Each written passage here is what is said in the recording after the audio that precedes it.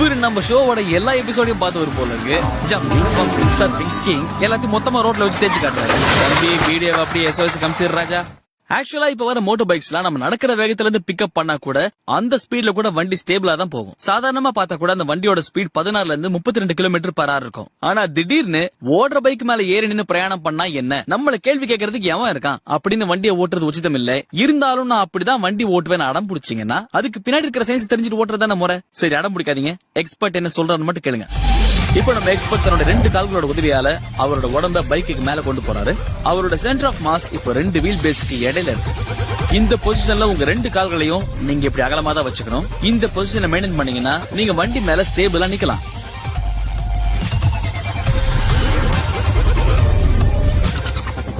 திரும்பவும் சீட்ல வந்து உட்கார்றதுக்கு தன்னோட 2 கால்களையும் ஒரே நேரத்துல ரிலீஸ் பண்ணி ஒரு சின்ன ஜம்ப்ல வந்து சீட்ல உட்கார்ந்துறாரு. உங்க இஷ்டத்துக்கு ஒரு கால தூக்குனீங்கன்னா நீங்க சீட்ல உட்கார மாட்டீங்க, உங்க சீட் தான் தரையில உட்காரும்.